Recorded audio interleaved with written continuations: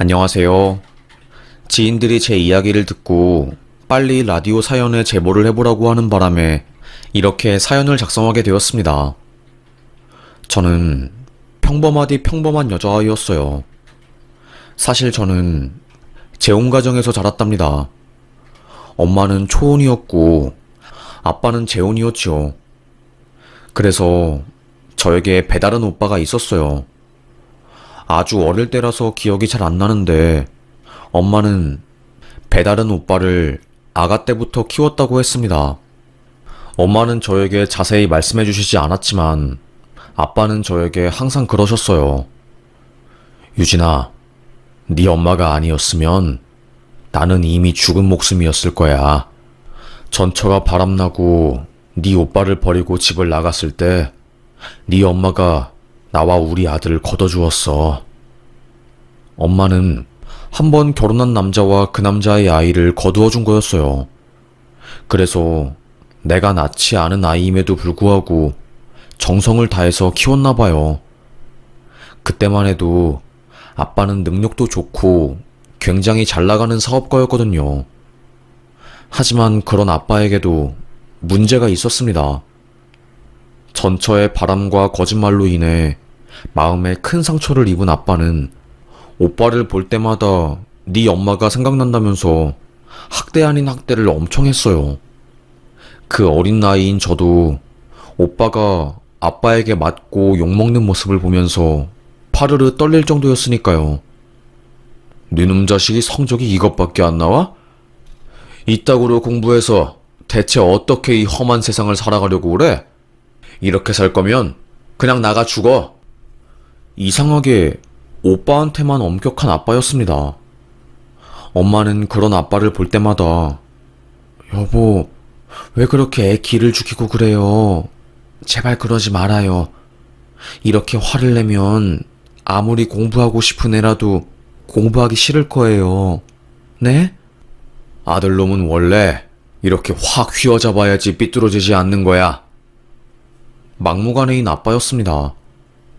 오빠는 공부를 곧잘 했어요. 학원을 많이 다니기도 했지만 원래 타고난 머리가 엄청 좋았습니다. 그리고 마냥 공부만 한 것도 아니었어요. 체육도 잘하고 키도 크고 잘생겨서 반에서 인기가 엄청 좋았거든요. 한마디로 공부 잘하는데 노는 것도 잘하는 일진이었던 거죠. 아빠한테 맞고 욕을 먹을 때마다 오빠는 더 삐뚤어져 갔습니다. 애들을 괴롭힌다거나 싸움을 하고 와서 눈이랑 몸에 멍들고 오는 게 일상이었죠. 엄마는 마석아, 이러면 안 돼. 이럴수록 마석이 네 인생만 손해 아니겠니? 몰라요. 다 필요 없어요. 공부 잘해서 뭐 하겠어요? 제가 아무리 열심히 노력해도 아빠는 저를 인정해주지 않고 맨날 절 때리기만 하는데요. 엄마는 오빠를 사랑으로 품었어요. 한 번도 오빠에게 화를 낸 적도 없었고 무조건 오빠의 이야기를 착하게 들어주고 수용하려는 사람이었죠. 아침마다 등교하기 전에 사랑이 담긴 편지를 써서 가방 안에 넣어주는 것은 기본이었고 밥을 잘 안 먹는 오빠를 위해서 새벽에 일어나 도시락을 싸주는 엄마였습니다. 어쩔 때는 질투가 날 지경이었어요. 엄마는 왜 친아들도 아닌데 오빠한테 이렇게 잘해주는 거야? 에이, 유진아, 그런 말 하면 못 써. 마음으로 낳은 아들도 친아들 못지않게 소중한 거야. 그리고 유진이, 너는 아빠한테 사랑받으면서 살아왔지만 네 오빤 그러지 못했잖니. 그래서 엄마가 더 신경 쓰고 챙겨주는 거야. 우리 유진이가 속상하겠지만 오빠를 잘 이해해주자. 응? 저를 달래주는 엄마였습니다. 그래서 저도 오빠를 이해하기 시작했어요. 오빠랑 친한 사이는 아니었지만 그래도 불쌍하더라고요. 어떻게 보면 오빠에게 저는 눈엣 가시 같은 존재일 수도 있었잖아요. 새엄마의 친딸이었으니 말이죠. 저는 가정에서 사랑을 듬뿍 받고 자랐는데 오빠는 그렇지 못했으니까요. 그러다가 오빠가 입시 문제로 아빠와 크게 싸우게 되었습니다. 공부를 곧잘 했던 오빠는 서울대에 충분히 쓸 수 있는 점수가 나왔었거든요. 하지만 아빠를 너무나도 싫어하고 증오했던 오빠는 저 미국으로 유학 갈 겁니다. 유학 비용 대주지 않아도 됩니다. 제가 알아서 돈 벌어서 먹고 살 거예요. 니놈 새끼가 밥 먹여주고 재워주고 했더니 이제는 머리 다 컸다고 이 애비를 배신하는 게냐? 한국에서 살 거면 서울대를 나와야지. 네 인생이 활짝 피는 거야. 한국에서 안 살 거라고요. 그날 오빠와 아빠는 정말 피를 토할 정도로 어마어마하게 싸웠고 집에 뒤늦게 들어온 엄마가 겨우 상황을 진정시켰어요. 결국 오빠는 아빠 몰래 미국 명문대에 입학 지원서를 냈습니다. 서울대, 고려대에 합격한 오빠였지만 결국 미국행 티켓을 선택했어요. 그래서 오빠랑 아빠는 완전히 연을 끊게 된 거였죠. 엄마, 나는 엄마한테 미운 거 하나도 없어요. 되려 날 이렇게 친아들도 아닌데 사랑으로 키워준 엄마한텐 고마울 뿐이죠. 그런데 아빠 때문에 내가 한국에서 받은 상처가 너무너무 커서 더 이상 여기 있기 싫어요. 나 미국 가서 잘 살 거니까 엄마도 여기서 행복하게 살아요. 더 이상 가족이랑은 연락하기 싫어요. 내가 엄마랑 연락하고 살면 아빠가 또 난리칠 게 뻔하니까. 오빠는 정말로 미국으로 가게 되었어요. 미국 사시는 분들은 아실 거예요. 프리스턴 대학교라고 명문대로 유명한 곳이었고요. 화학과에 입학했습니다. 오빠랑 제 나이가 띠동갑이 넘었기 때문에 저는 연락하고 지내는 사이는 아니었어요. 뭐 그저 집이 넓어졌다며 그저 순수하게 좋아할 뿐이었죠. 저는 그 뒤로 아빠와 엄마의 사랑을 받으면서 살았고 고등학교에 입학해서 죽어라 공부만 했습니다. 오빠랑은 다르게 저는 공부 머리가 없었어요. 엄마는 그런 저를 보고 네가 아빠를 닮았어야 공부를 잘했을 텐데 엄마가 가방끈이 짧아서 우리 딸이 그걸 닮은 것 같아서 자꾸 미안하네. 사과를 했습니다. 엄마는 중학교만 나오셨거든요. 시골에서 살았었고 맏딸이라서 학교를 제대로 다니지 못하고 일을 하러 다녔었대요. 그래서 항상 학업에 대한 미련이 가득하신 분이었죠. 에이 됐어. 내가 공부 못하는 게 왜 엄마 탓이야. 엄마는 엄청 현명하고 지혜롭잖아. 그게 최고인 거지. 앞으로 더 열심히 해서 성적 올리면 되니까 그런 말 하지 마. 저는 정말로 죽어라 한 번 더 공부를 하게 되었고 그 결과 인서울에 합격하게 되었어요. 명문대에 대한 미련이 있었기는 했지만 그래도 서울권에 있는 대학을 간 것 자체로 만족을 했습니다. 이것만으로도 감사했어요. 대학에 간 저는 미팅도 많이 하고 남자친구도 만들었죠. 그러다가 취업 시즌이 오게 되면서 남자친구와 헤어지고 3년간 암흑의 시간을 보냈습니다. 경제가 안 좋으니까 취업도 힘들고 먹고 사는 게 지옥처럼 어렵더라고요. 남들은 다 취업 잘하는 것 같은데 나만 못하는 것 같아서 매일 밤 잠들기 전에 죽고 싶다는 마음이 가득했습니다. 그때 만나게 된 사람이 남편이었어요. 남편은 취준생인 저와 달리 명문대학교 박사과정을 마치고 대기업에 들어가서 승승장구하고 있는 사람이었죠. 멘토 멘티 관계로 만난 저희는 사랑이 싹트게 되었습니다. 아무래도 그 당시 저는 취업준비생이었고 그 사람은 제가 가고 싶어 했던 기업에 합격한 사람이라서 도깨비 감투처럼 그분이 괜히 멋있어 보이고 대단해 보였던 것 같아요. 만난 지 얼마 되지도 않아서 바로 교제를 하게 되었고, 저희 서로는 아주 불타오르듯이 뜨겁게 사랑을 하게 되었습니다. 제 친구들에게도 남자친구를 소개시켜 주었어요. 그런데 웃긴 게 뭔지 아세요? 제 남친을 본 친구들이 하나같이 입을 모아서 하는 말이 있었습니다. 유진아, 남자친구 얼굴 잘생기긴 했는데 뭐라고 말해야 할까? 좀 관상이 쎄하다. 다들 잘생기고 능력은 좋은데 분위기나 풍기는 느낌이 너무 쎄하다고 말하는 거였습니다. 저는 에? 어떤 부분이 그런데? 난 잘 모르겠는데? 의문을 품었어요. 친구들은 뭐라고 설명하긴 애매하지만 말로 설명할 수 없는 그런 안 좋은 느낌이 있다고 했죠. 그 당시 저는 몰랐습니다. 남편의 실체를요. 대부분 잘 아시잖아요. 사랑에 콩깍지가 씌이면 정말로 답이 없다는 것을요.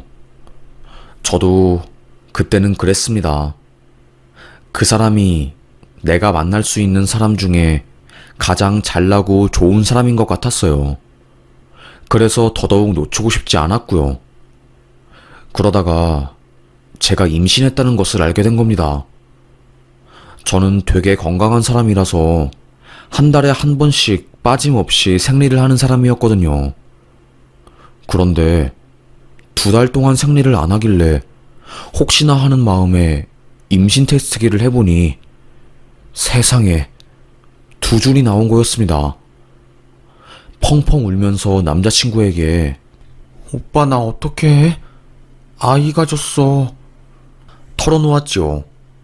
놀란 남자친구는 한동안 아무 말도 못하더니 걱정하지 마. 우리 결혼하자. 청혼을 했습니다. 저는 조심스럽게 부모님에게 임신 사실을 알렸고 저희는 얼떨결에 혼전 임신을 해서 결혼하게 되었어요. 시댁 쪽에서는 저를 안 좋게 보았습니다. 취준생에 대학도 그저 그런 대학에 근본 없어 보였나 봐요. 그나마 저를 받아주신 이유는 우리 아빠가 변호사 자격증을 가지고 사업을 하시는 분이었기 때문이었어요. 상견례에서 시모가 엄마에게 어떤 전공하셨어요? 이렇게 물어보면서 대졸자인지 아닌지 돌려서 물어보았거든요. 그걸 눈치챈 아빠가 우리 나이에 그게 중요한가요? 사시 출신 변호사 사업가의 아내면 그걸로 능력은 끝난 거죠. 정리를 해주었거든요. 하여튼 간에 묘하게 저와 우리 엄마를 깔고 보는 그런 부분이 있긴 했었습니다. 찝찝하긴 했지만 아이가 이미 생긴 상황이어서 어떻게 할 수도 없었어요. 혼인신고를 하고 결혼식을 준비하던 중에 제가 유산을 하게 되었습니다. 이미 혼인신고까지 한 상황이라서 결정을 번복할 수도 없었고 결국에 그냥 운명으로 받아들이자 라고 생각하고 결혼을 하게 되었네요. 하여튼 간에 제가 결혼을 원해서 한 것보다는 어쩔 수 없는 상황으로 인해서 등 떠밀리듯이 하게 된 결혼이었어요.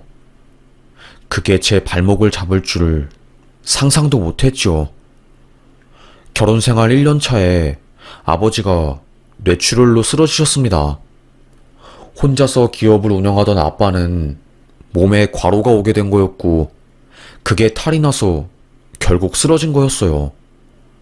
병원에서는 마음의 준비를 하시는 게 좋을 것 같습니다. 환자분 상황이 좋진 않아요. 골든타임을 넘긴 후에 병원에 왔기 때문에 저희도 지금으로서 해드릴 수 있는 게 없습니다. 호흡이 불안정하면 기도삽관술을 할 수도 있지만 이건 환자분에게 너무나도 고통스럽고 힘든 거라서 추천해드리고 싶진 않네요. 결국 아빠는 쓰러진 지 2주 뒤에 돌아가시게 되었고 그 이후로 엄마는 크나큰 우울증에 빠지게 되었어요. 아빠와 엄마는 정말 서로 사랑하시고 크게 의지하면서 사시는 분이었거든요. 맨날 엄마를 만나러 가면 눈이 팅팅 부어서 빨개져 있었습니다. 엄마, 오늘도 울었어? 울지 말라니까. 아빠는 하늘나라 가서 잘 살고 있을 거야. 정말로 네 아빠 하늘나라 가서 잘 살고 있겠지?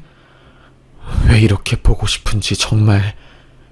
애들 다 키워놓고 이제 편하게 여행 다니면서 쉴 날만 남았는데. 에휴. 엄마가 너무 걱정이 된 저는 병원에 가보았습니다. 정신과예요. 몇 가지 검사를 한 결과 엄마는 심한 우울증이었어요. 의사는 인간이 느끼는 고통 중에 가장 큰 고통이 배우자를 갑자기 상실했을 때가 가장 큰 고통을 느낄 수 있어요. 그래서 어머님이 지금 이렇게 힘들어하는 것 같습니다. 집에 있는 시간보다는 사람들을 만나고 어울리는 시간을 늘릴 수 있도록 해보죠. 이 조언을 듣고 엄마가 선택한 게 시장에서 장사를 하는 거였어요. 원래 엄마는 시장에서 국밥을 만들어 팔면서 생계를 유지했었거든요. 그러다가 아빠를 만나게 되면서 가정주부가 된 거였고요. 워낙에 활발하고 사람 만나는 것을 좋아했던 엄마는 시장에서 일하면서 많은 사람들을 만났을 때 자신이 가장 행복하고 살아있음을 느꼈다는 것을 깨닫고 시장에 가게를 내게 된 거였습니다. 저는 엄마가 행복할 수 있는 일이라면 뭐든지 응원하는 사람이었어요. 그런데 체면과 명예를 중요시하는 남편은 엄마의 가게 오픈 소식을 듣고 얼굴을 찡그렸습니다. 아니, 장모님은 왜 많고 많은 장사 중에 하필 시장에서 국밥을 한대? 아휴, 어디 가서 장모님 뭐 하냐고 물어보면 난 이제 뭐라고 말해. 민망해서 말도 못하고. 아휴, 머리 아파 진짜.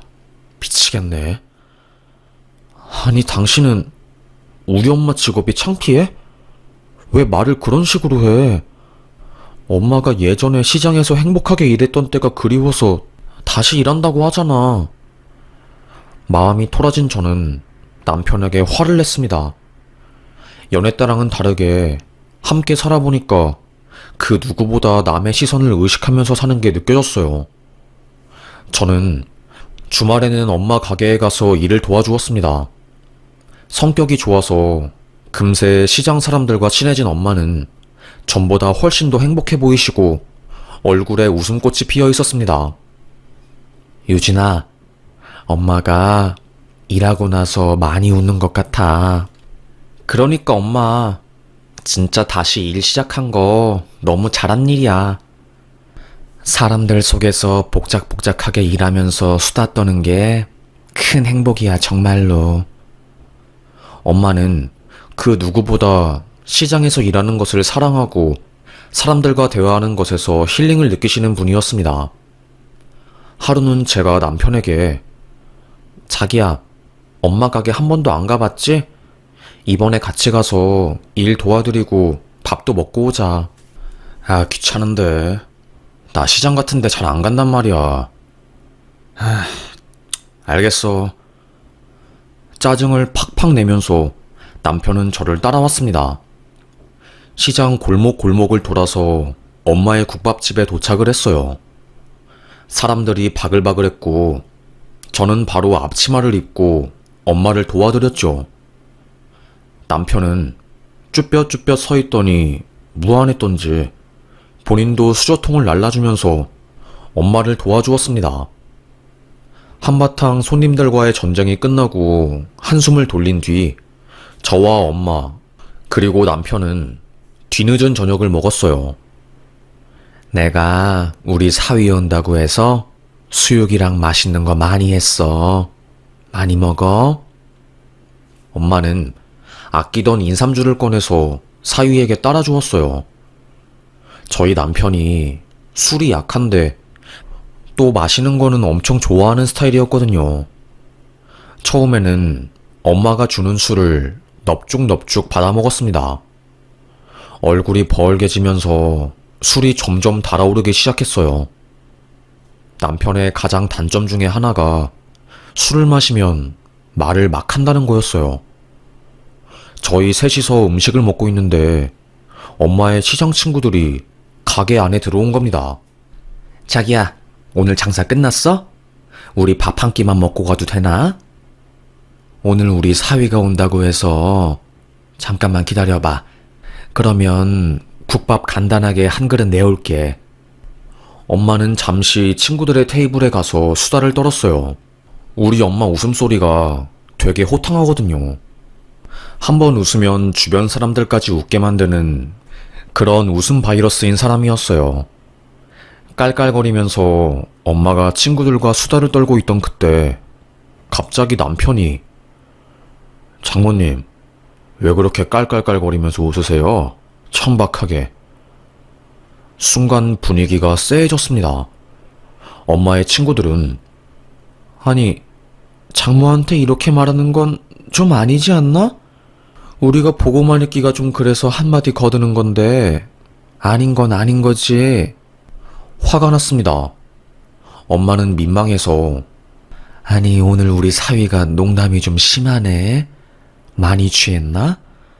내가 술 못하는 사람한테 술을 너무 많이 먹였어. 내 잘못이지 뭐. 상황을 좋게 좋게 마무리하려고 웃으며 넘어가려고 했어요. 그런데 남편이 또 아니 장모님, 왜 하필 시장 바닥에서 일하시는 거예요? 엄마에게 뭐라고 하는 겁니다. 화가 난 제가 나와. 지금 엄마한테 뭐 하는 짓이야? 당신 나와. 가게 밖으로 남편을 질질 끌고 나갔습니다. 엄마 미안. 이 사람이 오늘 너무 취한 것 같아서 집에 데리고 가야 할 것 같아. 내가 제대로 한마디 할게. 완전 남편 때문에 엄마에게 개망신을 준 것 같았어요. 운전하면서 집으로 가던 중 저는 화가 너무 많이 나서 당신 미쳤어? 내가 당신 엄마, 시어머님한테 이렇게 말하면 어떨 것 같아? 우리 엄마 웃음소리가 천박하다고? 이게 할 말이야? 적당히 해야지 진짜. 고래고래 신경질을 내니까 남편도 지지 않고 저에게 큰 소리를 냈습니다. 내가 연대 박사까지 나와서 주말에 국밥집 일을 도와줘야 해? 나도 자존심이란 게 있어. 어릴 때부터 강남바닥에서 학원 다니면서 곱게 컸는데 우리 엄마가 주말마다 내가 장모 국밥집 가서 알바한다는 걸 들으면 얼마나 놀라겠어? 저한테 미안하다고 말하기는커녕 되려 더 뻔뻔하게 저에게 소리를 질렀습니다. 혀를 내둘렀네요. 너무 화가 난 저는 감정을 추스르기 위해서 그 뒤로 아무 말도 하지 않고 집에 갔습니다. 며칠간 거의 냉전 상태로 지냈던 것 같아요. 엄마는 저에게 괜찮다고 했지만 속상해하는 모습이 눈에 보였기에 마음이 더더욱 아팠습니다. 일을 하고 있던 도중 갑자기 엄마에게 전화가 왔어요. 엄마, 이 시간에 웬일이야? 따님 되시냐요? 전화를 받은 사람은 엄마가 아니라 한 아주머니 목소리였습니다. 글쎄, 엄마가 갑자기 쓰러지셔서 우리가 신고했거든. 빨리 여기 영산병원으로 와봐. 깜짝 놀랐습니다. 순간 보이스피싱인 줄 알았어요. 네? 몇 번을 되물어도 같은 대답이 돌아왔고 저는 반차를 내고 빠르게 엄마가 있는 병원으로 갔습니다. 엄마는 뇌출혈이었어요. 다행히 일을 하시다가 증상이 발현된 거였고 그걸 본 손님들과 사람들이 바로 119에 전화를 해서 응급조치를 빠르게 할 수 있었습니다. 다행히 손님 중에 간호사가 있어서 더 일사천리로 상황이 정리되었다고 하더라고요. 놀란 저는 펑펑 울면서 엄마가 죽는 건 아닌가 싶어서 너무 불안했고요. 남편에게 전화를 했고 미국에서 일을 하고 있는 오빠에게도 거의 몇 년 만에 처음으로 전화를 했습니다. 오빠는 아빠가 돌아가셨을 때도 한국에 오지 않았었는데 엄마가 아프다는 말에 화들짝 놀라서 저에게 뭐라고? 그게 진짜야? 일단 내가 한국에 들어가기 전까지 네가 엄마 잘 돌봐주고 있어. 곧 갈 거니까. 저를 안심시켜 주었어요.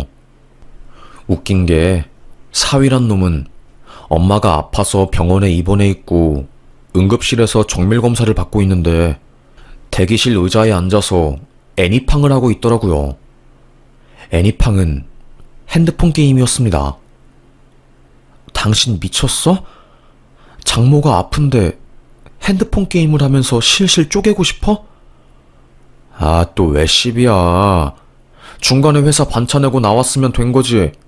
그럼 여기 소파에서 펑펑 울면서 앉아 있어야 해? 말이 안 통하는 남자였습니다. 다행히 엄마는 심한 뇌출혈은 아니었어요.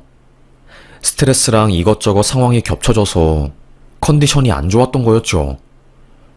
피를 묽게 하는 약이랑 통원으로 언어 치료를 받기로 하고 퇴원을 했습니다. 며칠 뒤 엄마가 저에게 마식이가 한국에 들어온다고 하네. 한국 대기업에서 차장으로 스카우트제의가 왔나봐. 배다른 오빠는 엄마가 아픈 소식을 들어서 한국으로 잠시 들어오려던 차에 스카우트제의가 와서 승낙을 한 거였어요. 저희 남편은 오빠를 본 적이 한 번도 없었거든요. 결혼식 날도 오빠는 한국에 오지 않았으니까요. 오랜만에 오빠를 만난 저는 저도 모르게 눈물을 흘렸습니다. 그간 있었던 일을 모두 말해주었어요. 얼마나 제가 힘들게 결혼 생활을 하고 엄마가 슬퍼했는지 그 모든 것을요. 오빠도 눈물을 글썽이면서 엄마에게 내가 너무 바보같이 살았던 것 같아. 아무리 미국이라도 결국에 고향은 못 이기더라고. 너무 그리웠어. 이 모든 게. 아버지가 싫어서 무작정 미국으로 갔는데 이렇게 힘든 인생이 펼쳐질 줄은 몰랐네. 그 경쟁이 강한 땅에서 동양인으로서 살아남겠다고 혼자서 마음고생, 몸고생 많이 한 오빠였습니다. 남편은 오빠를 보자마자 아랫사람 보듯이 대하더라고요. 뭐 배다른 오빠이고 별 볼 일 없는 사람 취급한 거였죠. 유진아, 저놈 원래 저렇게 싸가지가 없냐? 내가 쟤보다 나이가 적어도 10살은 더 많고 능력도 좋을 텐데. 모르겠어. 나도 요즘 남편 때문에 힘들어 죽겠어. 우리 엄마한테 한 짓도 그렇고 정말 이혼 생각이 간절하다니까. 왜 내 친구들이 관상이 안 좋으니까 결혼 말고 그냥 연애용으로 만나라고 한지 알 것 같아. 그런데 공교롭게도 오빠가 발령받은 회사가 저희 남편이 근무하는 곳이었어요. 같은 부서에 차장으로 들어간 오빠는 저희 남편보다 직급이 더 높은 거였죠. 오빠에 대해서 아무것도 모르는 남편은 여전히 저희 오빠를 아랫사람 취급할 뿐이었습니다. 회사에서 완전히 기를 죽여놨대요. 남편이 엄마에게 저지른 무례한 짓을 거울 치료하는 것처럼 똑같이 보여줬답니다. 원래 회사에서 그렇게 천박하게 웃나? 웃음소리가 아주 옆 파티션에까지 다 들릴 정도야. 그날 남편이 저희 오빠에게 한 소리 듣고 온 뒤 집에서 얼굴을 붉게 붉히면서 난리를 쳤어요. 아니, 나한테 뭔 미운 감정 있대? 왜 그렇게 회사에서 망신을 주는 건데? 그래, 프리스턴 대학교 나오고 MBA까지 했으면 인재는 많네. 그래도 선은 지켜야 할 거 아니야. 당신이 말 좀 해봐. 미치겠어. 내가 체면이 살질 않는다고. 몰라, 난. 알아서 해. 둘이서 해결해봐. 난 몰라. 모르는 척 발뺌을 했습니다. 오빠는 저희 남편을 더 갈궜대요. 그도 그럴 것이 예의 없이 엄마에게 막말한 사이놈을 이때 아니면 기강을 못 잡을 것 같아서 같은 회사에서 만난 김에 기를 팍 죽여놓은 거였죠. 남편은 오빠가 회사에 들어간 이후로 얼굴이 완전히 죽상이 되었어요. 맨날 술 마시고 집에 오느라 정신을 못 차렸고, 그럴수록 남편에 대한 정은 팍팍 떨어져 갔습니다. 언제까지 그렇게 술 마시고 다닐 거야? 진짜 이혼하고 싶다는 거야? 뭔 소리야. 내가 왜 술 마시는데? 당신 오빠 때문에 이렇게 된 거 아니야? 진짜 당신이랑은 말이 안 통한다. 저희 둘의 앙금은 더더욱 깊어져 갔습니다. 그러던 와중에 갑자기 오빠에게서 연락이 왔어요. 유진아, 오후에 시간 되면 잠깐 만나자. 오빠를 만난 저는 깜짝 놀랄만한 이야기를 들었습니다. 고개를 푹 숙이면서 한숨을 쉰 오빠는 저에게 서류 뭉탱이를 하나 건네더라고요.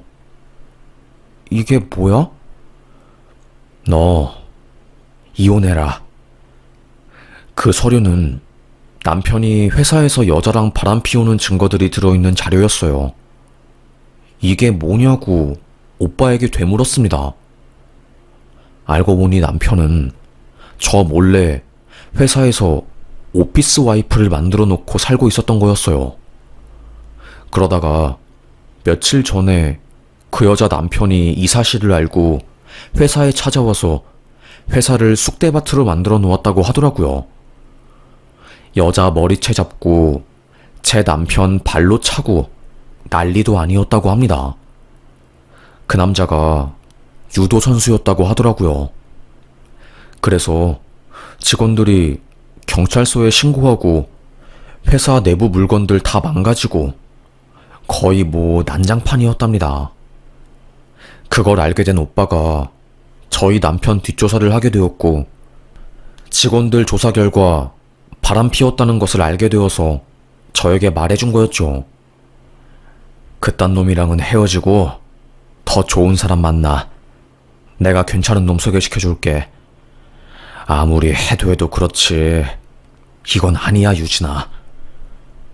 저는 안 그래도 이혼하고 싶은 마음이 굴뚝 같았는데 그 마음에 불을 지피게 된 거였어요. 뒤도 안 돌아보고 바로 이혼 전문 변호사 찾아가서 증거 자료를 주고 변호사 선임을 하게 되었습니다. 아무래도 유리하다 보니까 이혼 소송은 어렵지 않게 흘러갔어요. 상간녀 소송에서 이겨서 위자료 3천만 원을 받게 되었고요.